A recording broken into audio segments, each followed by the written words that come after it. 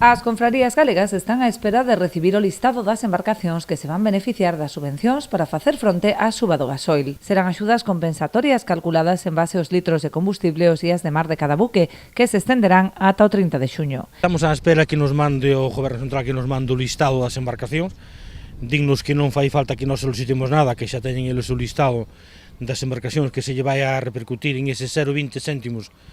que por fin, xa que non da outra maneira, non tiñamos subvencionado porque se lle metían un 10% do IVA dos carburantes e nós os carburantes do sector pesquero só tiñamos subvencionado, non? Ahora se nos di que se non nos vai dar unha axuda de 0,20 céntimos tamén, eles van a mirar, van a facer o estándar, non vai a facer falta mandarlle ni factura ninguna, ni moito menos, da forma que nos expoñen, sería que van a controlar os litros que gasta ese tipo de barco, esa clase de barcos, según como sea o barco, e iso vai a ir notificado por os días de mar que teñas, polos días de venta. Os días de venta van non só coller xa do diario electrónico, ou que non teñen diario electrónico polos días de venta en lonja, e aí se fará a fórmula. A fórmula non sabemos como salirá a compensatoria, pero bueno, a idea era de mirar, por exemplo, si un barco consume 500 litros consume 500 litros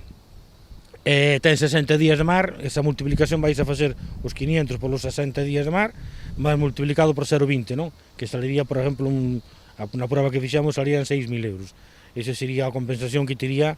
dependendo dos días de mar que teña e depende a clase de barco. A flota considera escasa esta contía, posto que xa están pagando o prezo de combustible a máis do dobre que hai tan só unhas semanas, polo que os gastos para manter a actividade disparáronse. Tampouco non vemos ben nin esta axuda de 0,20 porque parecenos moi escasa, moi pouco, porque estamos falando de 0,20, xa agora está a 1,20 €, a 1,10 €, a 1,6 €, depende en que sitio sea, e estamos falando que antes estamos pagando a 0,50, 0,55. Vamos a quedar co doble igual de gastos, pero bueno, non vamos a dicir que non, pero bueno, debíanse implementar un pouco máis. E por na tarifa na T7 a pesca fresca solamente vai para os puertos estatales, que serían que solamente temos en Galicia temos 4 nada máis, que é Vigo, Coruña, Pontevedra e Marín.